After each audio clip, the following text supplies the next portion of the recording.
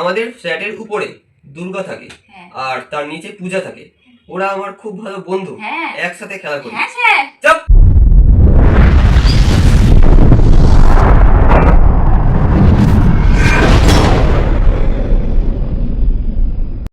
GROUP group VE আরবি heart. হ্যাঁ sir, তুই পড়াটা আমাকে কখন দিবি? তখন থেকে দেখছি পড়েই যাচ্ছিস। দিচ্ছি দে এবার দে, একটু ধরি দে। হ্যাঁ দিচ্ছি। পড়তেই তো থাকিস খালি। GIVE দে বই দে না বই দে। ও ভালো কথা, এই তোর নাকি পরীক্ষার খাতা বেরিয়েছে? আমি একজনকে পড়িয়ে এসেছিলাম, সে বললো তার পরীক্ষার খাতা বেরিয়েছে।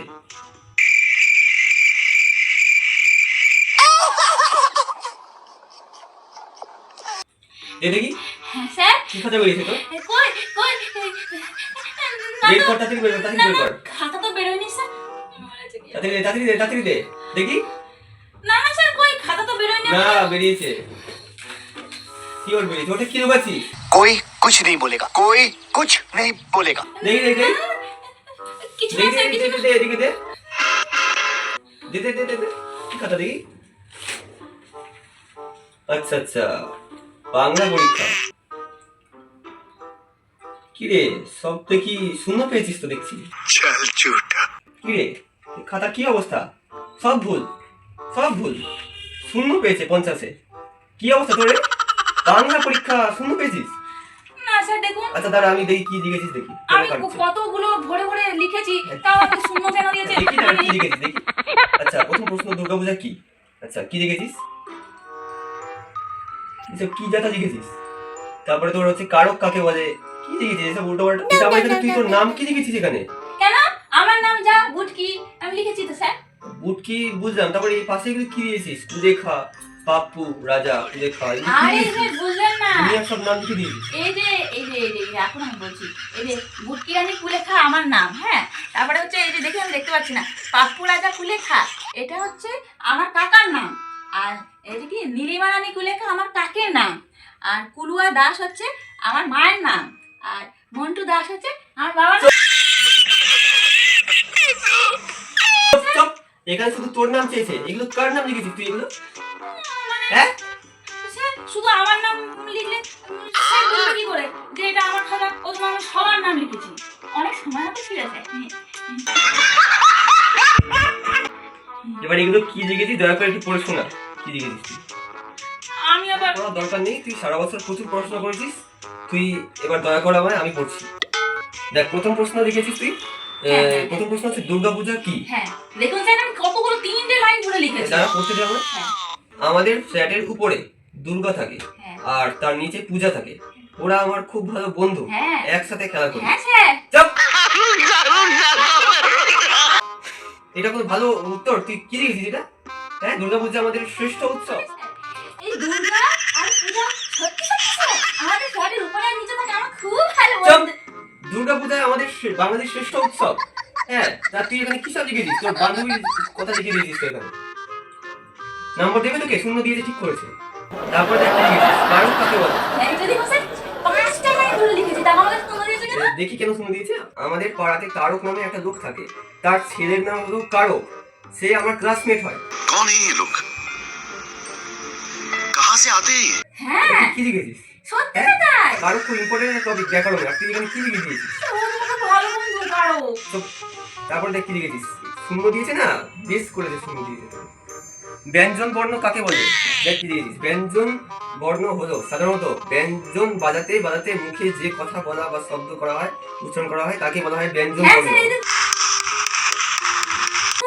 দেখুন না স্যার, সকালবেলা না আমাদের ঘরের সামনে না ব্যঞ্জন বাজাতে না এই পয়সা চাল সব চাইতে আছে, হরে কৃষ্ণ চাল। পড়াশোনা হবে না, বুঝতে পারছিস তো? স্যার সত্যি কথা বলছি স্যার, ব্যঞ্জন বাজাতে না পয়সা চাল সব বাড়িতে হইতে, শুধু আমাদের বাড়িতে না। তার জন্য তো সব ওগুলো লিখেছি আমি। ভালো করেছিস, এই জন্য খুব সুন্দর করে দেখ গোল দিয়েছে। দেখ খুব সুন্দর লাগছে দেখতে। তারপর দেখ কি লিখেছিস। এটা কি? আচ্ছা এইটা দেখুন স্যার, কত বড় লিখেছি। এই পাতা আবার এই পাতাটাও তো এই জন্য শূন্য দিয়েছে। আমি এই তোর এই খাতা আমি আর পড়তে পারবো না, বুঝলি তো? আমি মনে হচ্ছে পড়াশোনা সব বুঝে যাচ্ছি। পারবো না পড়তে। পড় তুই পড়। পড়বো স্যার। হ্যাঁ আর কি করবি? আমি তো কত বড় করে লিখেছি, এই যে কি লিখেছিস এই সেটা যে শোনা। এইখানে আর এইখানে, তাও আমার শূন্য হ্যাঁ দিয়েছে। কেন দিয়েছিস সেটা বল। আচ্ছা আমি পড়ছি, হ্যাঁ। হ্যাঁ পড়। রেল স্টেশনের রচনা।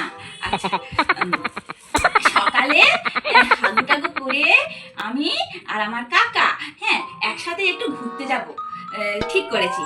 তো আমরা স্টেশনে যাওয়ার জন্য বাসে উঠে তারপর আমরা নামলাম বাস থেকে, ঠিক আছে, উঠে মাঝ রাস্তায় নেমেছি। তারপর আমরা রিক্সায় উঠলাম। কিছুক্ষণ পর আমি বেশ ফোনে গেম খেলতে খেলতে অনেক আনন্দে যাচ্ছিলাম। কি খুশি সেই সময় আমার, জানেন স্যার? तू समझा? हाँ नहीं तू समझा नहीं। সেই সময় আমাদেরকে পেছন থেকে একটা লরি ধাক্কা মারলো সজোরে। তখন আমরা সোজা পড়লাম কাদাতে। হ্যাঁ, কি বলবো, আর কাদায় পড়ে গেলাম। দেখবো মানে কাদায় ভরা পুকুর ছিল, সেটা পুরো কাদা ভর্তি পুকুরটা, কালো কালো কাদা পুরো। তখন মাথাটা কাদা থেকে কোনো মতে বার করে দেখলাম আমি কি লিখেছি আমি নিজেই পড়তে পারছি না। স্যার কি বলবে? ওই যে তোর পড়া হয়েছে। না, না, এই যে, আমি তো বুঝতে পারছি না স্যার আমি কি লিখেছি নিজে। বোঝার দরকার নেই, তুই এবার রেখে দে, আমি তোকে আর পড়াতে পারবো না না। স্যার, আমি যাচ্ছি। এইটুকু বাকি আছে, পড়েনি। এই যে কাদায় ভরা ডোবাটা পড়ে গেছি। তারপর দেখলাম মাথাতে ব্যাঙ আর কি এটা আমি তো নিজেই খুঁজি না। ব্যাঙ আর কি সব কি সমস্ত পোকামাকড় আমার মাথা গা সব ভরে গেছে। আমি তখন ডোবা থেকে উঠে ঘরে গেলাম। তখন আবার দেখি মা বাবা দাদু দিদা কাকি দাদা আমার কেউ বাড়ির লোক চিনতে পারছে না। তারপর আবার আমার ঘরের লোক সঙ্গে পুরো গ্রামবাসী আমাকে পাগল বলে, কেউ জুতো, কেউ ঝেঁটা, কেউ লাঠি নিয়ে আমাকে তাড়া করছে।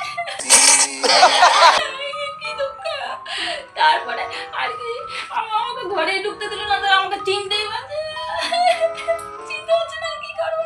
ওইটা তো ন্যাকামি হয়েছে। তাও আমাকে শূন্য দিয়ে দিচ্ছে। তুই খাতা বানিয়ে রাখবি বাড়িতে, ঠিক আছে? আমি রেল স্টেশনে উঠতে যেতে পারলাম না। হ্যাঁ কোনদিন উঠবি না।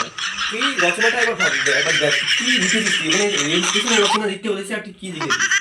হ্যাঁ স্যার, পুরো জীবন কাহিনী লিখে দিয়েছিস। ও স্যার, আমি রচনাটা এটা লিখেছি কি মাত্র শেষ অব্দি রেল স্টেশনে পৌঁছাতেই তো না, ডোবাতেই তো আমার কাহিনী শেষ হয়ে গেল। হ্যাঁ ঠিক আছে, তুই থাক, তুই এবারে পড়, ঠিক আছে? ঠিক আছে। আমি তো শেষ অব্দি পৌঁছাতেই পারলাম না রেল স্টেশন অব্দি। আমি ডোবাতেই আমার সব শেষ হয়ে গেল।